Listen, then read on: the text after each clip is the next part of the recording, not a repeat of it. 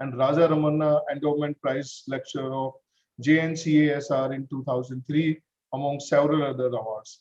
Listening to Carnatic music and reading journal science, they are the hobbies.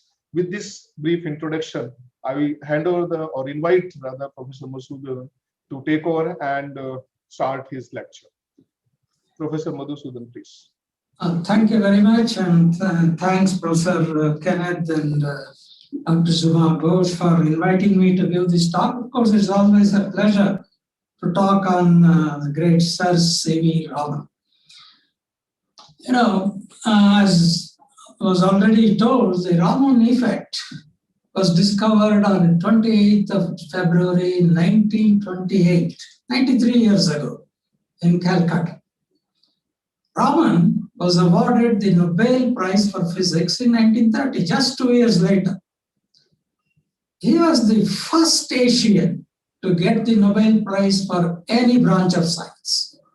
And as such, a proud nation is now celebrating 28th February as Science Day in this country.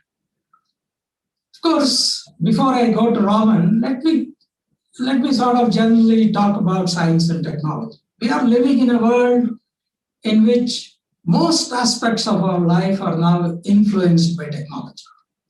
Technology itself is usually based on a detailed understanding of the scientific principles underlying properties of different materials, processing and communication of information, and so on. These advances make it possible for me to sit in Bangalore now and give this talk to listeners who can be anywhere else on earth. And just imagine, about 30 years ago, we had to wait for a few years to get a landline telephone connection. So that is the pace of advancement. Now, of course, it is difficult to find any adult without a cell phone. The rapid change has come about because of the effort of tens of thousands of scientists and technologists. The laws of science, like Newton's laws or E equal to mc squared and so on, are universal in a very literal sense. We now know that these are valid anywhere else in the universe, not just on Earth. The human brain, as far as we know, is the most complex natural object that we are aware of.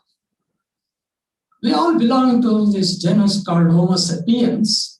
It's the end product of a biological evolution over billions of years on the only planet in which water occurs in all its three phases. And then Darwinian evolution has finally brought us into being. Apart from controlling the bodily functions needed for day-to-day life, our brain, allows us to imagine and to see relationships between cause and effect. This is, of course, a fundamental difference between the human brain and any other brain, like that of even chimpanzee, from whom we have evolved. We know how to imagine. And of course, this imagination means, people have used it for writing great literature, great art, great music, and so on and so forth.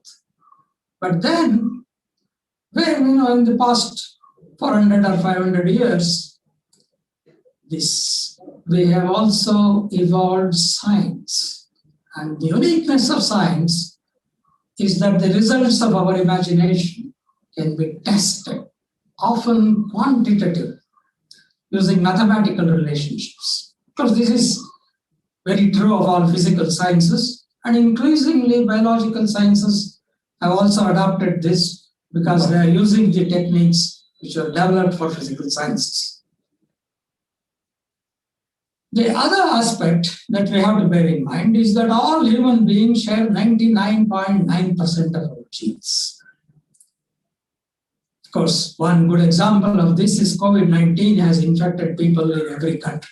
That is because all of us share 99.9% of our genes. However, this small difference in this genetic makeup sometimes leads to individuals with extraordinary abilities. Examples: Newton, Darwin, Mahatma Gandhi, Einstein, Raman, Srinivas Ramanujan, and so on. If you look at their histories, their own biographies, they were born in very ordinary families, but they were gifted with the ability to think clearly. That is the hallmark. And a passion to understand the subjects that interested them at a far deeper level than their peers. So that's the hallmark of these gifted people. Their achievements are inspirational, especially for the young people who have their own productive lives ahead of them. I was told by Mrs. Zuma Ghosh that this lecture is meant for school children. So I suppose for the children who are going to grow and then have the entire productive life ahead of them, they have to draw inspiration from these great people. I'm sure that the reason why lectures like this are arranged is to remind them of the lives of such great people. So let's come to C.V. Raman. C.V. Raman was very unique. He just could not resist conducting scientific research. See, his very first research paper was published when he was just 18 years old. He was an MA student in Presidency College in Madras, nowadays called Chennai. See, he was a student, and in that college, there was no precedence of anybody doing any research. But this student goes to the college, goes to the laboratory, takes a prism. All of us do experiments with prisms, but he realizes that the diffraction from the edge of that prism had some anisotropy, which nobody had noticed. And he sits down, writes a paper, sends it to Philosophical Magazine, and it gets published in Britain. Of course, those days, there was not much scope for people for actually doing research and earning a living. So he sits for some examination in the accountancy department and passes out in first grade. And at he was just 19, he gets married, goes to Calcutta as an assistant accountant general. And he takes a tram, he has a house in Bowbazar Street there, and he takes a tram every day to go to his office. And one day, within a week of his journey to Calcutta, from the tram window, he sees a board. The board says, Indian Association for Cultivation of Science. It's 210 number, Bowbazar Street. It was a privately founded institution. And then on the way back, he just gets down, knocks on the door, and then he meets the secretary. By the way, this institution was founded by one Mahendralal Sarkar in 1876. He just wanted young Indian people to take to science. Initially, he arranged a lot of lectures from the university Department of Physics and Chemistry and Geology and so on. But unfortunately, over a period of time, nothing happened. He even had a hall full of some rudimentary equipment for doing experiments. Unfortunately, he died before real research took place in that institution. And then his nephew, Amritlal Sarkar, became the secretary. And when Raman knocked on the door, Amritlal Sarkar was his secretary, and he very gladly allowed this young man to conduct scientific research in an institution which was built for that purpose. Of course, Raman was an assistant accountant general. So what does he do? He goes to that institution at 5:30 in the morning, research till about 9:30, then quickly goes home, has his breakfast, rushes to the office. From the office, goes straight to the Indian Association, works till 9:30 in the night, and on Sundays, entirely he spends all his time in the Indian Association. So that's the sort of vigor with which he conducts his research. Of course, fortunately, his wife is fully supportive. Now, newly married, very young couple, and this guy is all the time in the Indian Association for Cultivation of Science. And what does he do? See, after all, he doesn't wait for some facilities to be built and so on. He is fond of music. So he starts his research on acoustics of string musical instruments to begin with, veena, violin, and so on. And then on percussion instruments like mridangam and tabla. See, the point is mridangam, as you know, has a sort of, an animal skin is stretched across. And then they have a loading in the center made of some paste, which is with some ordinary flour. See, if you don't have this loading in the center, it will create very simple, if you strike the membrane at some point, it will create some nodes and antinodes and produce a certain frequency. But the moment you load this, it produces overtones, and that produces a musical.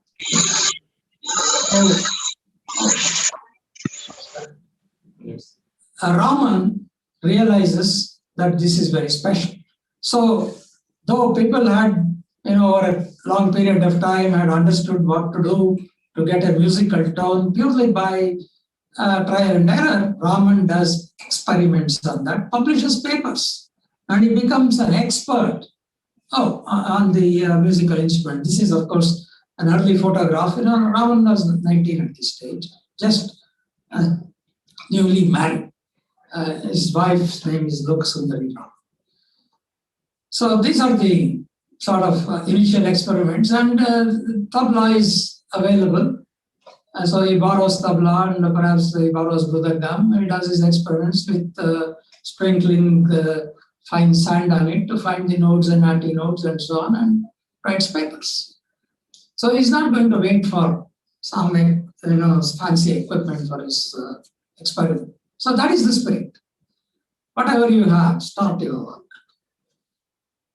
And then he realizes, he was publishing his papers in Britain. And those days, every mail has to go in a ship. It would take several weeks. And then some referee or the editor wanted some changes. It comes back. And then he has to send it back. It would take several months to publish anything. So he says, okay, all this is not good. So he starts a bulletin of the Indian Association for the Cultivation of Science for publishing the scientific results that he gets. And nowadays, of course, it's called the Indian Journal of Physics. It continues to be published by the Indian Association for the Cultivation of Science. And, he becomes such an expert in acoustics that a very major German journal invites him to write a review article on musical instruments. And it is again a prestigious invitation. He does that. Then Professor Asutosh Mukherjee was the Vice Chancellor of Calcutta University, realizes this guy who is doing part-time science as an amateur is doing some great work which none in the physics department of the university was doing. So he says, why don't you come and join the physics department as the Pollitt professor, specially created in 1917. And Raman was 29 years old. But the only point was the salary as a professor, this is true even now, I'm quite sure, is less than about half of what he was getting in the finance department. Of course, for Raman, it's a great opportunity. He didn't care for the decrease in his salary. He jumps at it. He takes up the academic career. So now he has two places, Calcutta University Department of Physics and the Indian Association for the Cultivation of Science to conduct his research. He takes many students for PhD. By the way, Raman never wrote any thesis for his formal PhD. All his doctorate degrees are honorary degrees, conferred on him by maybe 30 or 40 universities. He never wrote a thesis. And around 1920, he starts intensive work on what's called scattering of light, mainly from liquids.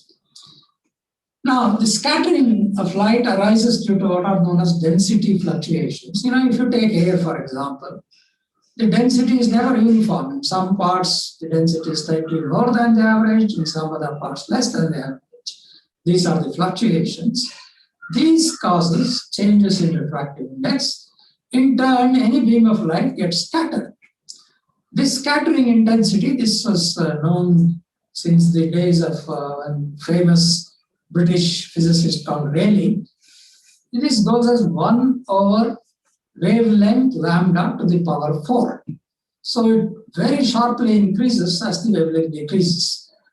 And I am quite sure even school children now know that their visible spectrum is made of several wavelengths, and the shortest wavelength corresponds to blue light that the eye is sensitive to. So blue light is what is scattered and the eye is sensitive to by clear sky. That's why the sky is blue, because of this effect. Rayleigh had already found this back in 1895 or around 1900. The Rayleigh scattering is elastic in the sense the scattered wavelength is the same as the incident one with what is called Doppler broadening. I will not go into details of this because I am told this lecture is meant for school children. Now, Raman was asked by Professor Ashutosh Mukherjee, Vice Chancellor, to go to Britain in 1921 to attend a meeting of academics. He wanted Raman to be exposed and have personally meet some leading physicists of the day.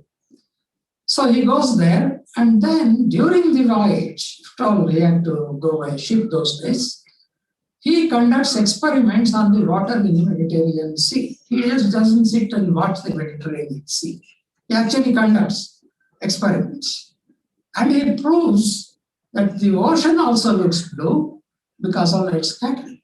Up to that point, leading physicists, including Rayleigh, I think, thought the ocean looks blue because it reflects the blue sky.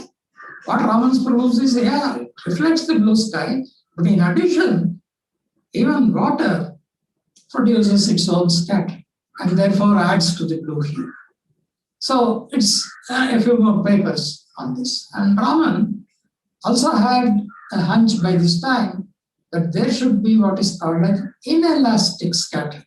So all this is elastic scattering in the sense that the light which is incident has certain wavelength.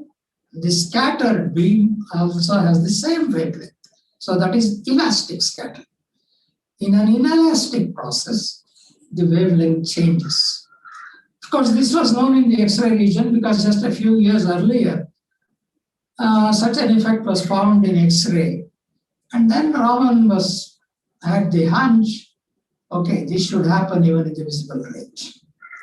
And there was actually a theory, but then the theory said it's extremely feeble, maybe very difficult to find.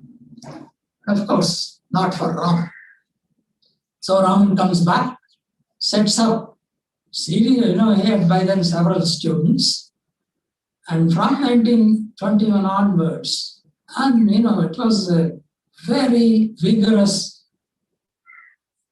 exercise to look for this weak secondary scatter, the inelastic scatter. And finally, it succeeds in 1928. Of course, it was known that the scattering would be extremely weak, millions of times weaker than the incident beam. So what do? You need a very powerful beam of light. And at that time, the most powerful beam, of course, was the sunlight. So he uses sunlight. But then you must know that there is a shift in the wavelength of the scattered light. So you must restrict it. So he puts filters to restrict the wavelength region. But all that only visually, there is some indication, there may be some such shifted light, but no proof. Fortunately, they get a spectrograph, and then also, finally, they get, mercury vapor lamp. The mercury light that we have here has what is called a line spectrum. So it has a few very intense wavelengths at which it emits light. So Raman uses this, and then 10 cc of the sample, and that sample is illuminated by this mercury light. The upper thing that you see here, can you give me that? You see the upper photograph, these two photographs are the correspond to a short exposure of only the mercury light. You can see the light spectrum. And then you put that 10 cc of sample, this is most probably benzene, and then look at only the scattered light. Of course, the Rayleigh scattering corresponds to the wavelength of the incident beam. These are you see, this is the incident beam, this is the Rayleigh beam. In addition, you see these very faint Raman lights. So 28th of February, 1928, they see this. It took 6 hours of exposure and 10 cc of the sample of benzene, which was distilled several times to make it pure, of course. And finally, you had to develop that photographic plate in a dark room, dry it, bring it out, and lo and behold, they had these lights. So that is the Raman effect. And what does it do? Of course, this is the photograph of Raman a couple of days after he discovers this effect with the help of some students. But he, finally he's the one who actually realized that this is the effect. I think before I go further, I must say, what is Raman? Why does it arise? See, the chemical bonds between the atoms of molecules, like water, H2O, are like springs. And these atoms vibrate, say, against each other at well-defined frequencies. This is rather like a pendulum. And even school children know that a pendulum has a well-defined frequency. So these atoms vibrate against each other at well-defined frequency due to quantum mechanical effects, which I am not going to. This frequency can add or subtract from the frequency of the incident light when it is scattered. This is the Raman effect. This is the inelastic scatter, which is 1,000,000 times weaker than the Rayleigh scatter. So the cartoon is shown here. There is an incident beam. This is a chemical bond. The Rayleigh scattering corresponds to the wavelength being exactly the same. But when you add that extra energy due to that bond vibrating, then the frequency decreases and you go towards the blue. On the other hand, if it subtracts, you go towards the red. So the red and the blue are the Raman scattered intensity. So you get it on both sides. Raman shift is either towards the higher frequency or lower frequency. So Raman had to he had to inaugurate the South Indian Science Association in Central College in Bangalore. It belonged to the Mysore University those days, on 16th of March 1920. This is just 16 days after he discovered the effect. So Raman decides that this is the right place for him to announce this discovery publicly. So he delivers his talk, he explains the phenomenon, and that lecture is printed, of course, obviously, as a bulletin of the Indian Association for the Cultivation of Science when he returns to Calcutta. And Raman knew that this was certainly a very important effect, and he knew that it is better to make as many people know that this discovery has been made in Calcutta as possible. So what does he do? He gets thousands of copies printed in Calcutta of that bulletin and sends it to all the leading physicists of the time. So the Raman shifts in frequency, of course, are related or complementary to those in the infrared spectrum of a given guy. I'll come to this soon. But The moment all these people read that, some scientists, they had the equipment, they had the spectrograph, of course, they had the mercury vapor lamp, so they could have sat down and done this experiment, but nobody did that. That is where the ingenuity of a Raman comes in. They quickly do that experiment and confirm the claim. But now, of course, they were not the first to do it. Raman had discovered it. So that is why it is the Raman effect and not somebody else's effect. He is the discoverer. And promptly, 1930, he gets the Nobel Prize. These are the actual photographs of the Nobel medal that Raman received in 1930 and the citation for the Nobel Prize. Of course, these are in some safe place in the Raman Institute. So this was photographed, and we can only see the photograph. The original things, most of us cannot see. They're, in a safe place in the Raman Institute somewhere. So since then, there has been an enormous progress in all aspects of studying Raman spectra, in gases, liquids, and solids. I think most of you know that lasers, they emit monochromatic light, that is one particular wavelength, with intensity which is 1,000,000 times higher than that in mercury vapor lamps used by Raman. And now spectrometers based on diffraction gratings have a very high spectral resolution. And recording of the spectrum is no longer on a photographic plate, which you have to develop in a dark room. We have very sensitive photosensors. In fact, most of our cameras have very sensitive photosensors. That is how everybody can take a photograph. So all this is now stored digitally in a inbuilt computer. The data is also processed digitally and displayed on a computer screen. For example, now we can buy what is known as a laser Raman microscope, not just, the sample used here is a microgram. Raman had to use 10 cc. Remember that. Now I take 1 drop of a sample. And using this microscope, I can get a full Raman spectrum in just a few minutes. He had to give 6 hours exposure with 10 cc of a sample. So that's the advancement that has taken place. This Renshaw's Raman microscope costs perhaps 1 crore rupees nowadays. By the way, Raman spectrograph that he used, whose photograph I showed, was apparently it cost 140 rupees those days. Maybe worth a few lakh rupees in 2021 compared to 1928. But this costs about 1 crore rupees. So I'll just give one example, a Raman spectra of DNA sample, for example, including human being and various other animals. So all this can be taken in just 1 minute. In biology, obviously Raman spectra is extremely important to identify specifically what chemicals are there and so on. I'm quite sure when people make the COVID vaccines, they are sure to use Raman spectra to identify the chemicals that are preparing at various stages, which finally combined together makes up the vaccine. So that is, now it has become a routine thing.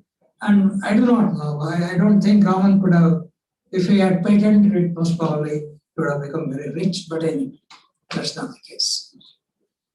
Of course, in 1933, the Indian Institute of Science, which was founded by the Tatas in Bangalore, their previous director retired. Up to that point, it was founded in 1909. So the first 20 years, there were only British directors of that place. Now here was an Indian who was a Nobel laureate. They never had a Nobel laureate as a director. So the council decides to invite him to become the director.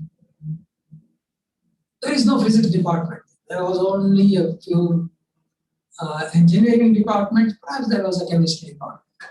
So they agree that he can start a physics department. He shifts to Bangalore in 1933. Then he realizes, like in Britain and many other countries, we need an Academy of Science. So he starts the Indian Academy of Sciences in 1934. And this academy elects fellows who the election is done on the merit of the particular candidate who has made significant contribution in his own field. All branches of science, chemistry, geology, zoology, biology, all kinds of, and apart from physics, mathematics. So all branches of sciences, fellows are elected. The academy in his time used to hold annual meetings in different parts of the country. Nowadays, it's become very big, so 2 meetings are held every year. And he himself starts 2 proceedings of the academy, again for publication. He doesn't want to go abroad for publishing papers. For physical and biological sciences, now it has expanded to more than 10 journals. And of course, he was a very strong personality, So, he wants to spend all his time in his laboratory rather than being an administrator. So finally, I think he finds that his administration is taking away his time and he doesn't agree with the council on several issues. So he decides to resign from the directorship, but he continued as a professor and head of the physics department from 1937 to 1948 when he was 60 years old and he has to retire. And now his main research activity shifts to optical properties of crystals. And now, of course, Raman is not going to, anyway, before I come to Raman Research Institute, let me tell about the most important work that he did in Bangalore. It is on developing a theory of the diffraction of light by ultrasonic waves in liquids and solids. This is known as the Raman theory, and people who know about it say that this is cited even more often than the Raman effect itself, because Raman effect is they simply say Raman effect, they don't refer to that thing. Like we say Newton's laws, we don't refer to Newton. But the Raman theory is used in a variety of different disciplines, engineering disciplines. So it is always referred. And so it has got a very high citation.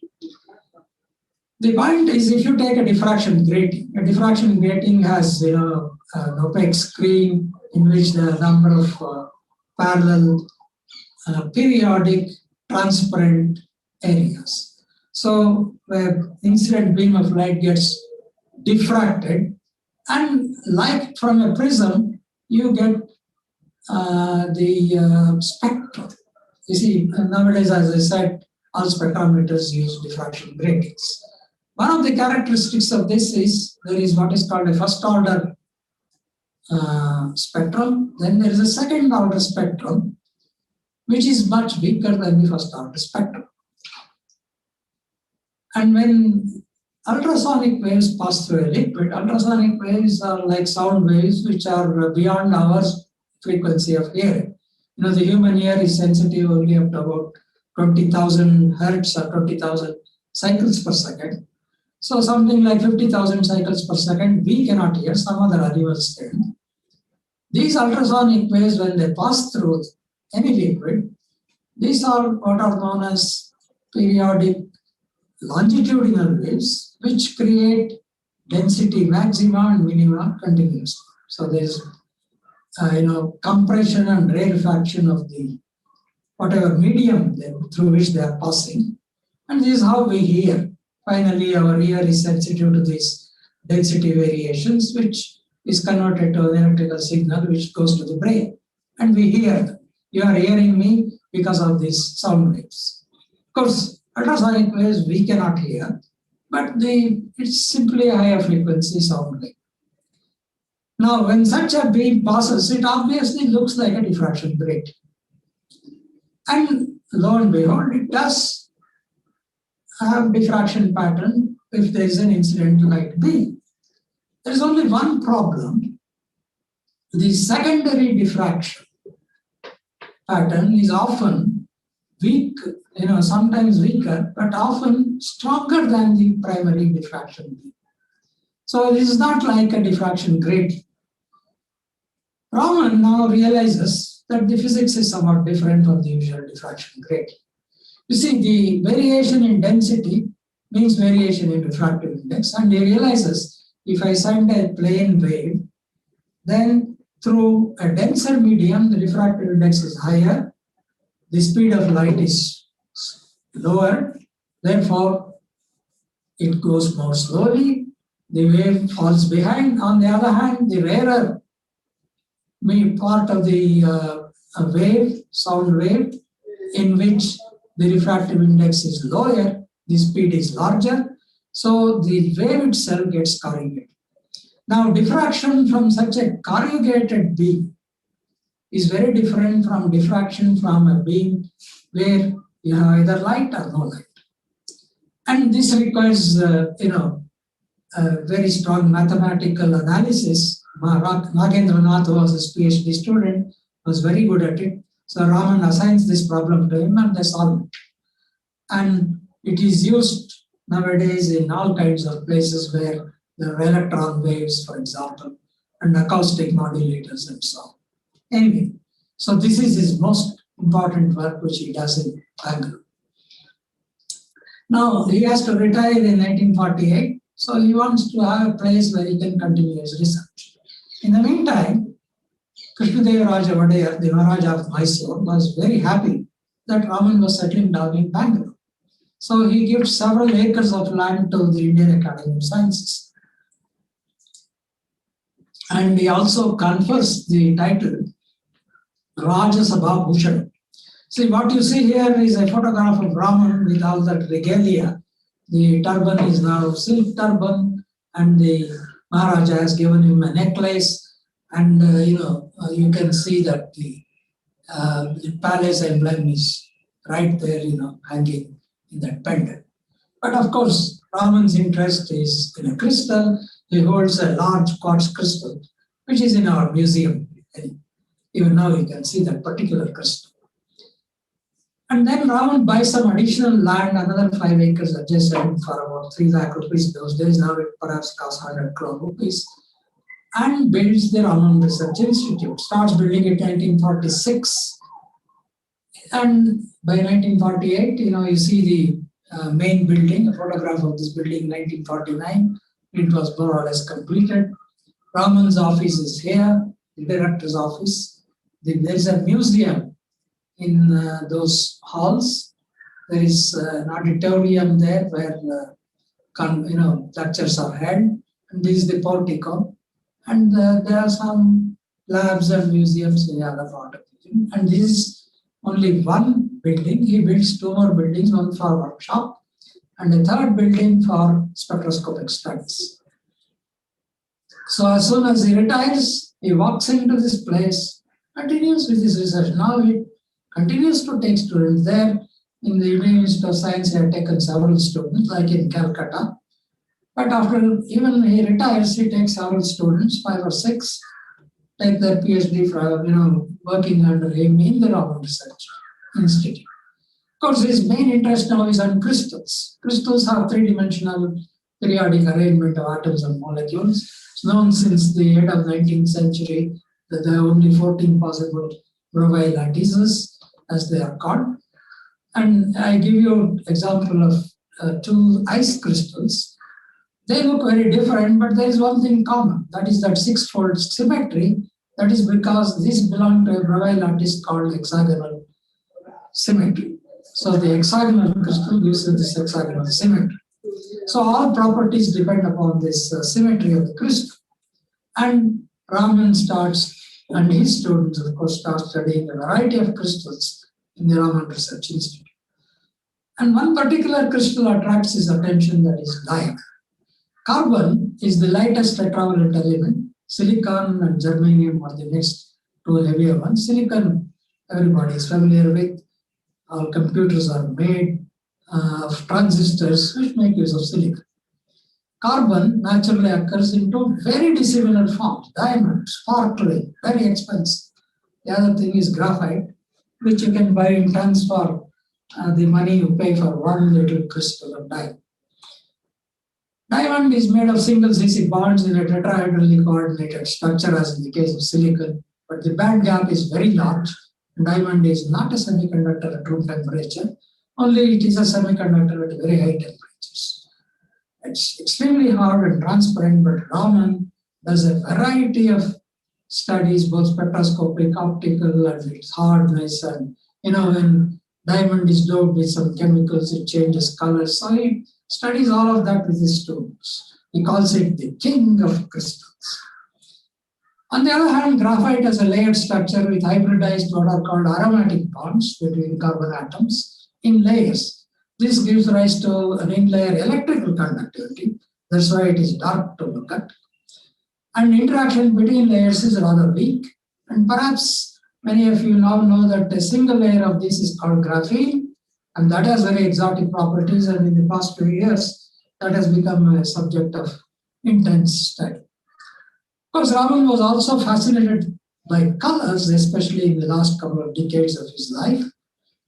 And many bird feathers and beetle wings are colorful, as in the case of what is called potassium chloride, which again shows colors. I think I may be, what's the time now, please? Or maybe I think another 5 minutes. No problem. Yeah, please. Because I don't want to overrun the time. I was asked to talk for about 45 minutes. So Raman also collects butterflies. He personally spent many weekends in a 100-acre estate which he bought near Kengeri, which is in the southern part of Bangalore. And he caught these butterflies himself, brought and got them mounted, because he liked the colors of their wings. The colors arise because of the periodic structure of biochemicals. And he paid the Natural History Museum in Darjeeling to arrange for a collection of specimens from that area. And he gets these butterflies and other colorful beetles mounted for a proper display in the Natural History Museum of Bombay, which had the required expertise. Many organizations, of course, give minerals to the museum. One of them is CSIRO Laboratory of Australia, who give 37 mineral samples.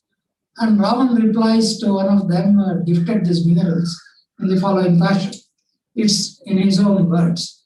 The minerals are arranged mainly in order to create an atmosphere of interest in such things, which would inspire me and my collaborators to investigate diverse problems which they suggest. So that's the purpose of this collection, to do scientific investigation. Of course, the gifts of minerals from Yugoslavia, British Council, Soviet Union, Homi Bhabha arranges for some exchange of some samples with the collector in Japan and so on. So all these displayed objects reflect the very varied research interests of Raman. And so Raman Museum, it's worthwhile tour through this museum. It's just one-man collection. It's obviously inspirational to young aspiring students who are interested in scientific research. Indeed, many school and college students visit the museum every year. It's also part of a tour of RRI for the school students on the Science Day, for example. I just give some photographs of minerals of mica, agate, which is not polished, and polished agate, and then, of course, butterfly and so on. Of course, many people visit since this versus the Nehru Science Center. I wanted to show that Jawaharlal Nehru visited Raman Institute when he came to Bangalore in the early 50s. And of course, Raman was a great speaker. One big attraction of the annual meeting of the Indian Academy was an evening public lecture by Raman. The topics are varied: gems, colors in nature, monsoon, diamonds, color vision, physical basis of hearing, all kinds of topics. And normally a couple of thousand students would flock to the hall to listen. He also gave an annual Gandhi Memorial Lecture in the Raman Research Institute, which was again open to the public. He wanted the public to hear about science. He gave a series of radio talks on different developments in science, and again for general public. And this is a photograph of Raman in his 80s. Look at the two roses. They were grown on his own garden in the Raman Research Institute. I had the privilege of listening to a few lectures by Raman, and now I am old enough to have heard him, both in Mysore and in Bangalore. His health was failing in 1970, and he conducted the last meeting of the Indian Academy of Sciences in the Raman Research Institute about 4 months before he died. A galaxy of leading scientists from all over India attended the meeting. My research guide, Professor Chandrasekhar, was Raman's own student in the Raman Research Institute.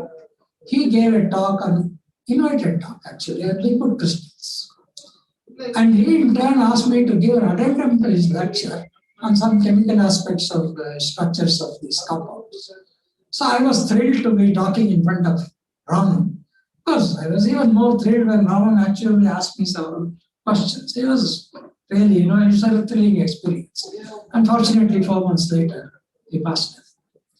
Of course, Raman also enjoyed interacting with school children. In the 1960s, for example, he was being invited by all kinds of schools. He would sometimes go to some of the schools and give lectures to the schools, and he would invite some school children to come and see the museum and so on. So let me summarize in the last few slides. Raman, therefore, was a self-made scientist who literally lived for science. He conducted research at the highest level of his time to get the highest recognition, namely the Nobel Prize. He trained a large number of very students who became leading scientists. K.S. Krishnan was the director of LPL, K. Ramanathan, Nagendranath, about whom I talked, Jay Raman, who became an expert in high pressure research, Pancharatnam, who was a student in the Raman Institute, and there is what is known as Pancharatnam phase in optics. He discovered that Raman was not a party to that discovery. It was Pancharatnam's own discovery. And he was also inspiration to S. Chandrasekhar, his own nephew, who went on to win his own Nobel Prize for his theoretical work on astrophysical research on black holes, actually. So there are 2 Nobel Prizes in that family, the first family of scientists of this country, so to say. And he started journals to publish the results of research done by both physical and biological sciences. And he starts the Indian Academy of Sciences, holds annual meetings for exchange of ideas and for electing people who deserve to be elected, to recognize their talent. And then he starts research in several institutions. Indian Association for the Cultivation of Science, Calcutta University, Indian Institute of Science, and finally the Raman Research Institute. And he was a great communicator of science. And he tried to popularize science. Of course, I think it is also right on my part to talk a little bit about the current thing. Now science is, of course, pursued by a very large number of professionals. Unlike at the time of Raman, who started as an amateur. So he was an assistant accountant general when he started his research for 10 years. So he was just an amateur. Of course, the profession is internationally highly competitive. Raman recognized this. He printed a few thousand copies of his discovery of Raman effect and distributed. And so people could not ignore the fact that he had discovered it. So he knew how competitive it was. He strived hard to lay the foundation for developing a culture of science in this country. Apart from his own intensive research work, he started journals, he started the academy, and so on. Of course, modern science is not multidisciplinary, also expensive. Tools are very sophisticated nowadays, usually requires the collaboration between experts with very different backgrounds. Of course, what drives a scientist is the pleasure of discovery, something new to be discovered in the laboratory, or understanding some phenomenon which seems mysterious. That is what drives a scientist. As the changes in the past few decades have clearly shown, even to the lay public, the technological developments based on sciences have a profound influence on enhancing our daily lives. Cell phones is a good example. And a smartphone in your pocket, you have essentially the knowledge of the world in your pocket. Of course, scientific knowledge should also hopefully help dispel so many wrong beliefs about a variety of things which are present in all societies of the world, and also our own society. We have ancient culture with some good beliefs, but many wrong beliefs. I hope the young people know how to differentiate between what is right and wrong. And they have to question and analyze before assimilating any knowledge, especially in social media knowledge. That would be the real tribute to this phenomenon called Raman. Thank you very much. I'm sorry if I have taken too much time. No, you're absolutely fine.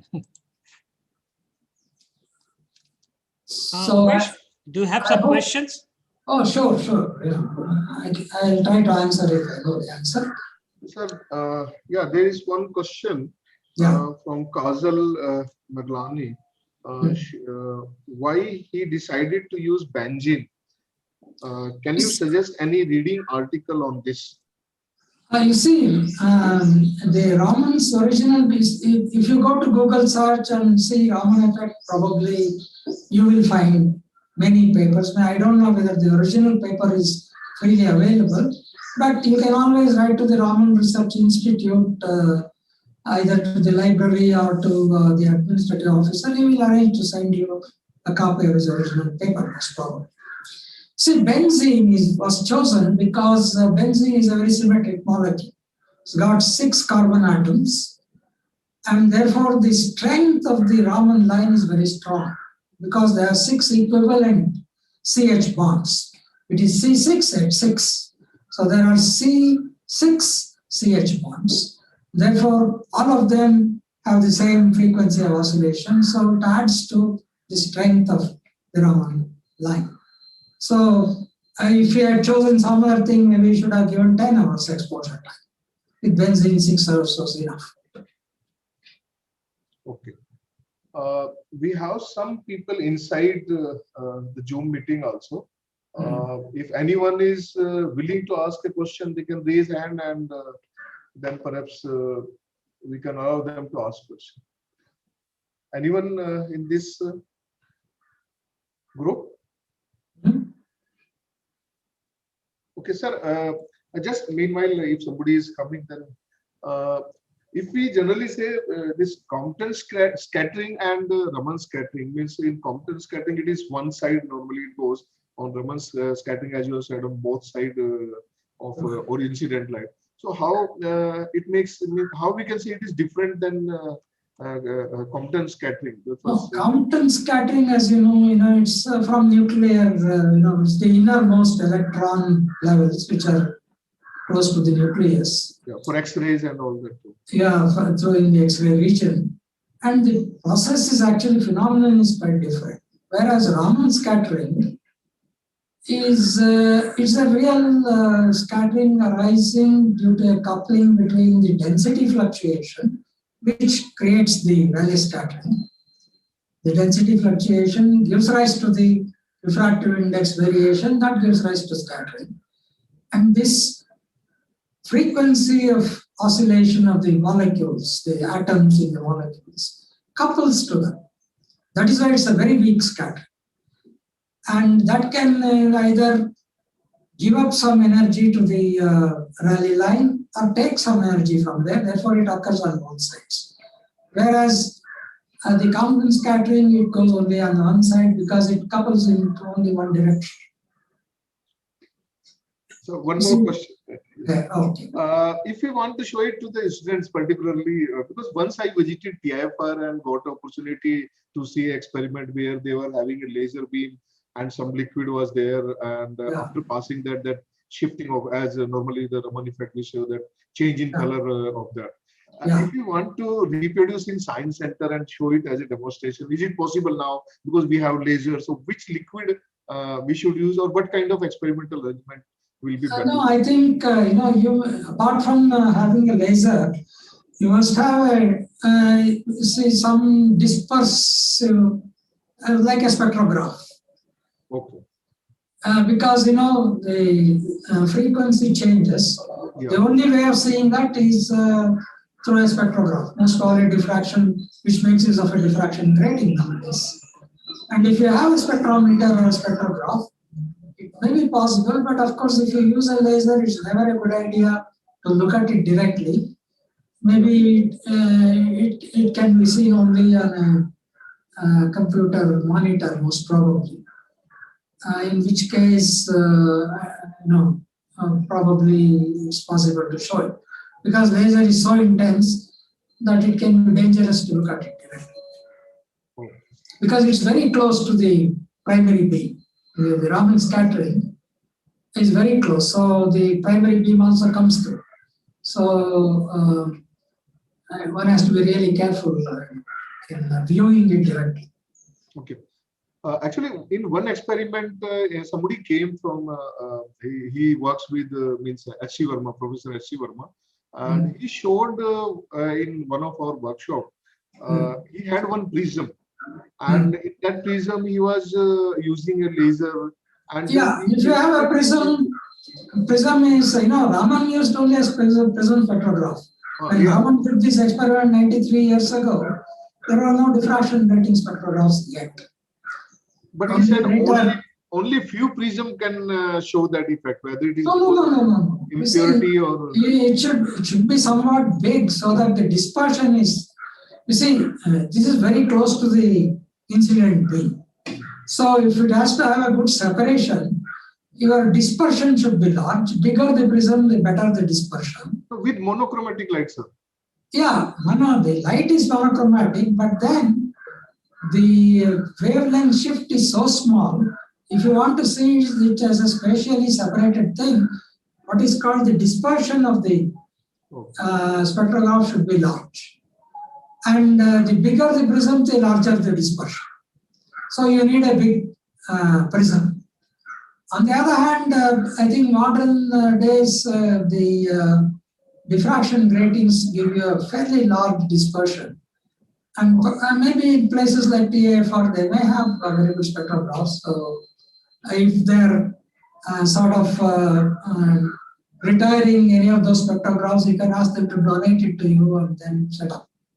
Maybe a good idea to see some institutions are retiring some old equipment, which you can use for demonstration purposes. Okay, sir. Yes, sir. I don't think we have any more questions right now. Okay. You can just conclude it. Okay. Okay, friends. So let me take this opportunity to thank Professor Madhusudan for sparing time. As he has said, that very relevant that because of this technology and all inventions and discoveries, we could listen to him through the use of technology on this occasion of National Science Day. In fact, it's just one day, but yesterday was Sunday. We had another lecture by Professor Dr. Mashelkar. So thank you, sir, for sparing time and taking us through the journey, because you have been fortunate enough to listen directly to Sir so it is maybe just to conclude, since you have listened him directly, I would request you maybe one aspect of, say, Raman's, because there's so much you can learn from his life. He has gone through long period of this. Just one message to the students or to all of us from personality, his personal life, which you'd like to share with us. See, the hard work. You see, he was a genius, no doubt. Yeah. But that doesn't mean he got results out of thin air. It was his hard work.